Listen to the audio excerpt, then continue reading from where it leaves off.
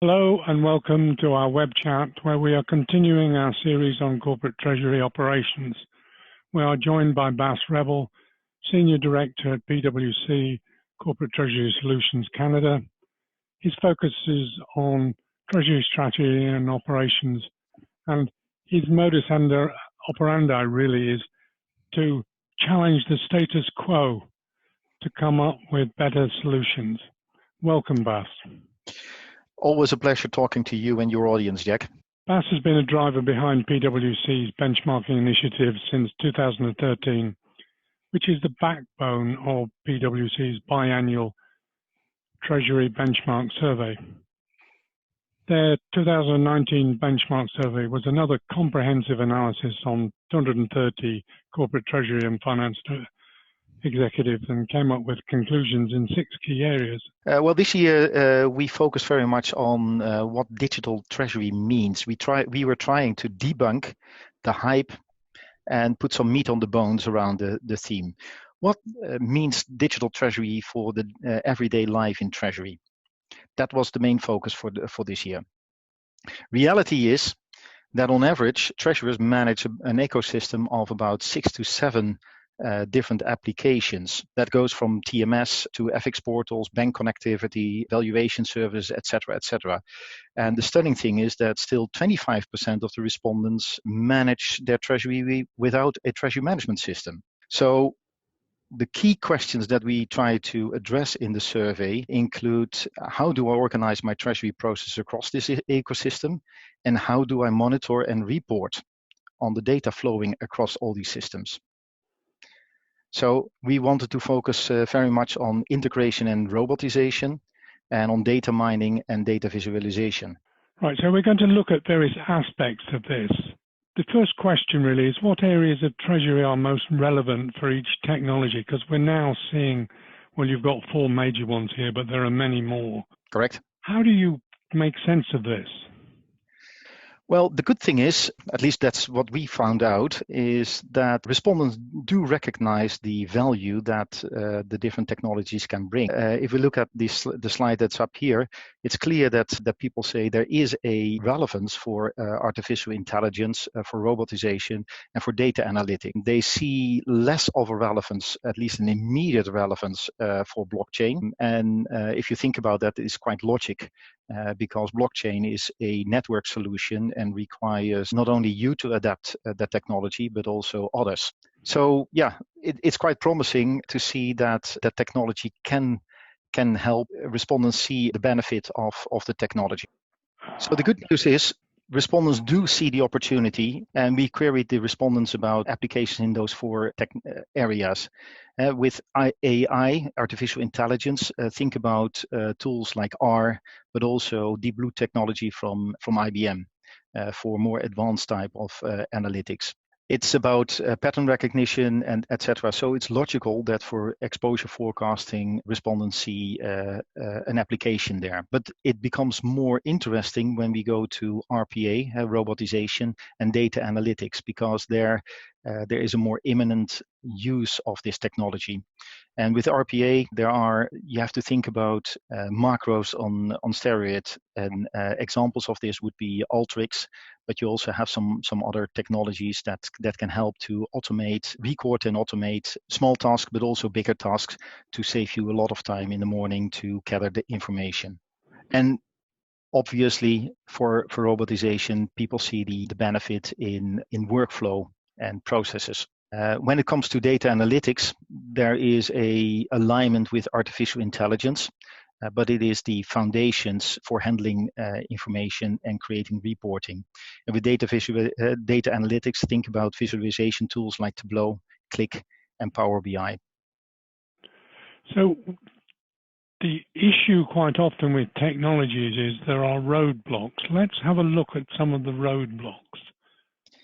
What are the roadblocks to implementing these technologies? Because there are quite a few. Yeah, and that is also a little bit of the bad news that we saw in this year's survey. People see quite a number of roadblocks. The top 3 had no business case, no skills, or not enough skills, and no strategy, were mentioned by at least 6 out of every 10 respondents. Even 1 out of 5 mentioned two of these three roadblocks as important to them. And that tells you something about, okay, we see the opportunities, but we don't know exactly how to apply this technology in our day-to-day life.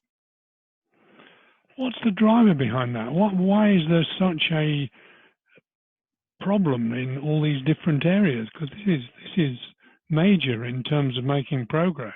When we were writing our report, and we were a little bit surprised by these findings, because we would have anticipated that quite a number of respondents would take control of their own destiny and find ways to create a business case and to leverage or increase the skills within their own teams to create that vision for themselves and convince their organizations to leverage these kind of new technologies. Because if you think about it, if your treasury process runs across 5 or 6 different applications, you have to connect data from 5 or 6 different applications and databases to create your holistic view on your treasury process.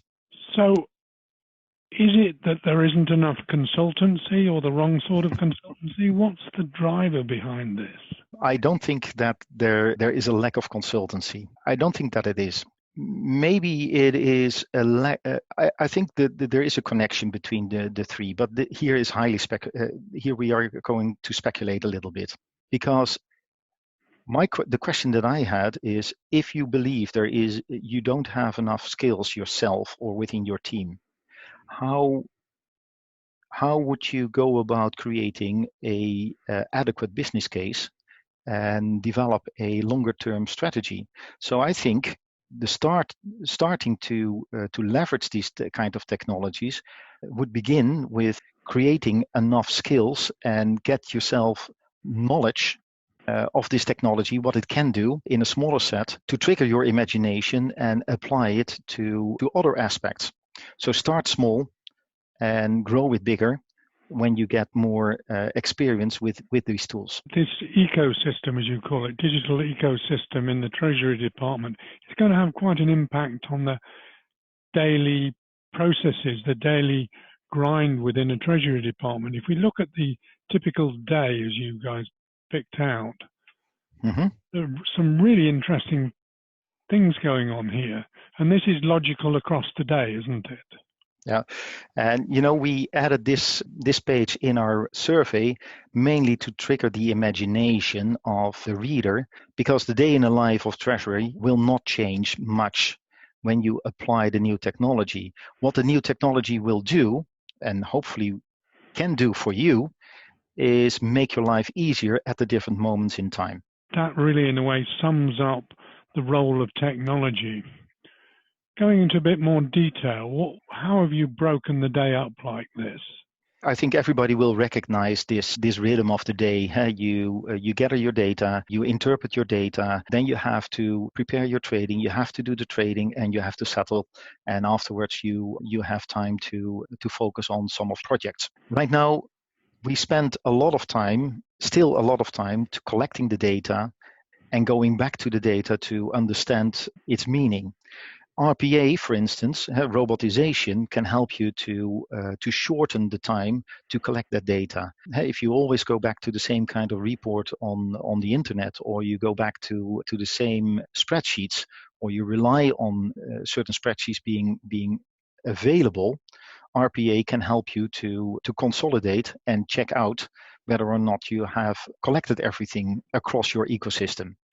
And then the role of AI and the understanding of the data seems to grow throughout the day, really. To a certain extent, that makes sense, because later in the day, we are making decisions, and artificial intelligence is typically a decision supporting technology, doing the analytics work for you and finding correlations and patterns that you are not easy to find yourself. So the ecosystem, the digital ecosystem, with the 6 or 7 systems as you talked about, how are they going to be merged? How are they going to come together? Because that seems to me the key question here. Yeah, the key question or the key issue to, I wouldn't say to merge the 6 or 7 different systems that are a fact of life. I would argue it's more bringing them together in a consolidated view. And that is the data repository that is underlying anything that you want to do in data analytics or where you want to apply your artificial intelligence. RPA is the technology that will bring the data together. And data analytics and artificial intelligence are technologies that can help you to make sense of the data that you have collected. Excellent. That's a really good summary of what's going on here. So if you bring all this together, what would be your closing comment about this survey and its findings? Well, basically, Jack, I have 2 closing observations. The first one is that digitization of Treasury is not just about technology. It is about how we embrace that technology. If you go back to some of the findings, we know the technology is out there, but somehow we have difficulties in finding ways to leverage this technology. And that also inspired the title of this year's survey, It Takes Two to Tango. And I would argue that the moment that you learn to dance, and as a metaphor for using technology, that will also drive your success in career. And that leads me to the second closing remark, and that is an observation about hiring criteria. If we do see how indispensable technology has become in our lives, and also that we see that skills is seen as a roadblock, it's quite remarkably to see that IT skills are fairly low in priority when hiring treasury staff. And you could argue that maybe people see it as a hygiene factor, but so are soft skills. And soft skills are rated on average 10% points higher than IT skills and are also mentioned by 15% more of the respondents. But then that's a whole different topic. Exactly what we're going to be covering in the second of our 3 web chats. This will be on the workforce of the future. Thank you, Bas. That was really important.